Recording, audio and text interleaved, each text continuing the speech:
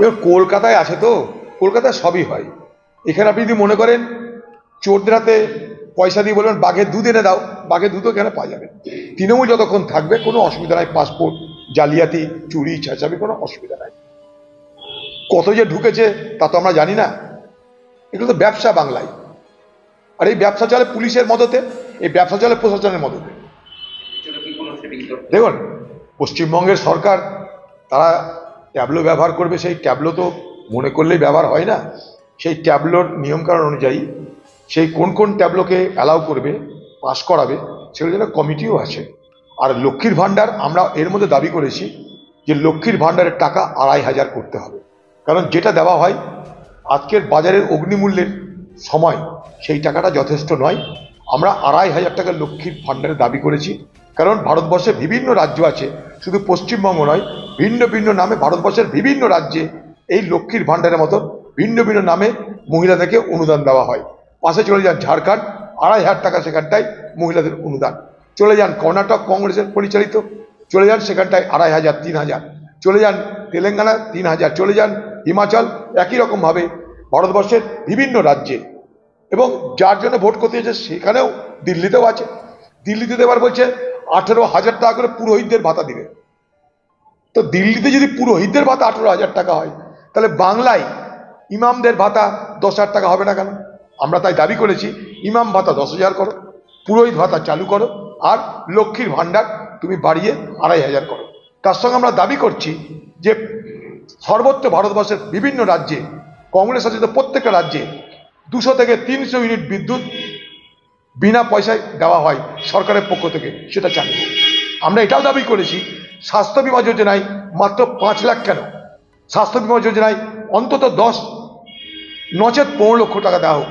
ঝাড়খণ্ড রাজ্য আমাদের থেকে গরিব রাজ্য, তারা সেখানে স্বাস্থ্য বিমা যোজনায় 15 লাখ টাকা দিচ্ছে, আমরা 5 লাখ কেন?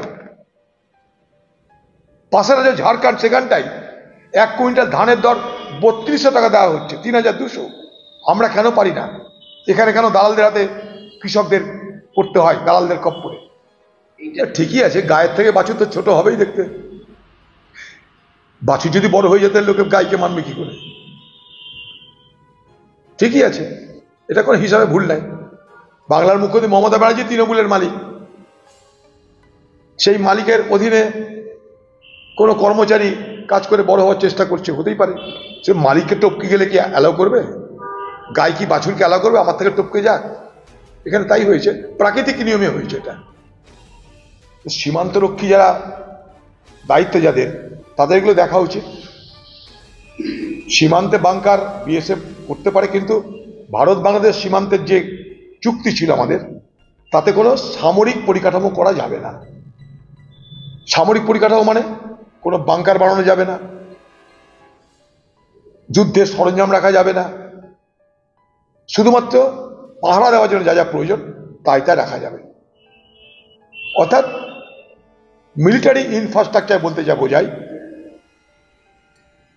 কামান বারুদ অস্ত্রাগার বাংকার এগুলো কিছু রাখা যাবে না। এটাই ছিল ভারত এবং বাংলাদেশের মধ্যে চুক্তির মূল উপাদান। সেটা যদি না থাকে তাহলে বুঝতে হবে সেই চুক্তি কোথাও না কোথাও ভঙ্গ হচ্ছে, অথবা চোরা কারবারিরা সীমান্তের প্রহর আর দুর্বলতা নিয়ে তারা নিজেদের মতন করে সুড়ঙ্গ তৈরির কাজ করছে। যেমন পাকিস্তানের সঙ্গে ভারতবর্ষের সীমান্তে সুড়ঙ্গ হদিস প্রায় পাওয়া যায়, আগামী দিনে বাংলাদেশের সঙ্গে ভারতের সীমান্তেও সেই সুড়ঙ্গ পাওয়া যাবে। তারই ছোটখাটো নমুনা দেখতে পাচ্ছেন। উত্তরবঙ্গ, দক্ষিণবঙ্গ, মধ্যবঙ্গ, পূর্ববঙ্গ, পশ্চিমবঙ্গ সব জায়গাতে একই অবস্থা। হাসপাতাল আছে, ইট কাঠ পাথরের হাসপাতাল আছে, সেই হাসপাতালের মধ্যে চিকিৎসা নেই, চিকিৎসা করার ওষুধ নেই, চিকিৎসা করার উপযুক্ত পরিকাঠামো নেই, কিন্তু বিল্ডিং আছে। নীল সাদা রঙের বিল্ডিং খুঁজে পাবেন। সেই বিল্ডিংগুলো করবার 1 থেকে 1.5 বছরের মধ্যে সেই বিল্ডিংগুলোর পলেস্তারা খসে যাচ্ছে, তাও দেখতে পাবেন।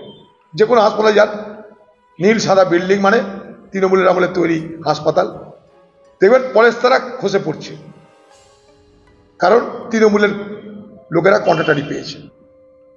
দেখুন পিজি হাসপাতাল, কত পুরনো হাসপাতাল। ক্যালকাটা মেডিকেল কলেজ, কত পুরনো হাসপাতাল। ব্রিটিশ আমলের। এখনো কিন্তু দেখে বোঝা যায় একটা অট্টালিকা আছে। আর এসব নতুন নতুন অট্টালিকা, সেগুলোর পলেস্তারা খসে পড়ছে। হাসপাতালের মধ্যে দুর্নীতি, হাসপাতালের বাইরে দুর্নীতি। তাই পশ্চিমবঙ্গের হাসপাতালে মানুষ চিকিৎসা পাচ্ছে না। যাই না, 200 কোটি 2000 কোটি অনেক কিছু হতে পারে। কত কোটি টাকা দুর্নীতি হয়েছে সেগুলি তো আমাদের জানার কথা নাই। সারা কলকাতা জুড়েই লুট হচ্ছে, কলকাতার আশপাশ জলাজমি সব ভরাট হয়ে যাচ্ছে, সারা বাংলা জুড়ে লুট হচ্ছে। এবং আমি কালকেও বলেছি, আজও বলছি, আগেও বলেছি, সব থেকে বড় দুর্নীতি এই মুহূর্তে কোথায় হচ্ছে জানেন?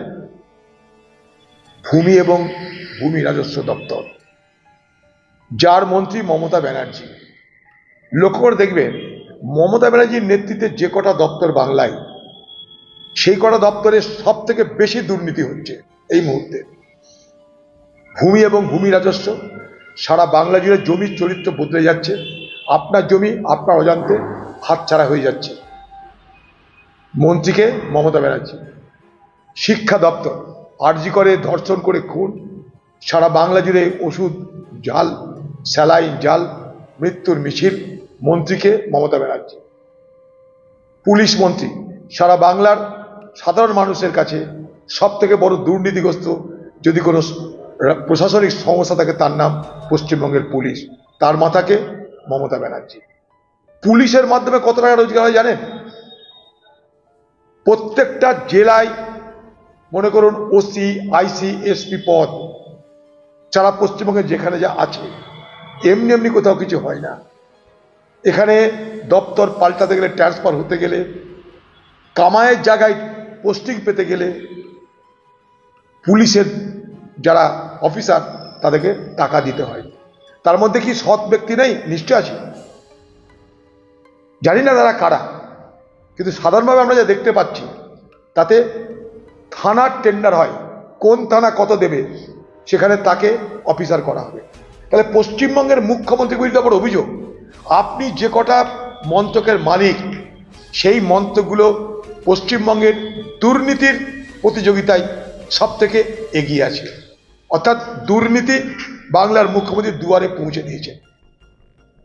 দুয়ারে দুর্নীতি পশ্চিমবঙ্গের মুখ্যমন্ত্রীর একটা স্লোগান হওয়া উচিত।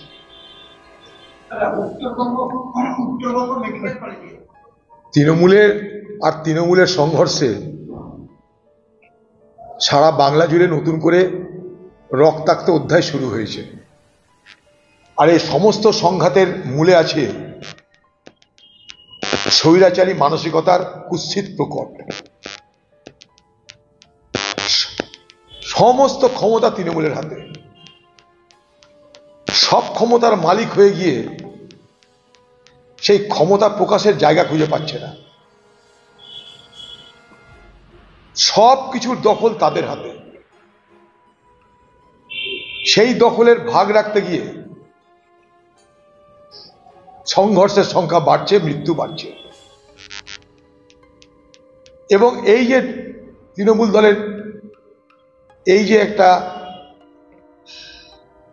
রোগ বলতে পারেন, অর্থাৎ ক্ষমতার দ্বন্দ্বে একে অপরকে খুন করবার এই যে মানসিকতা, এই মানসিকতা ক্যান্সারের আকার ধারণ করবে আগামী দিনে, যার অ্যান্সার তৃণমূল পার্টি খুঁজে পাবে না।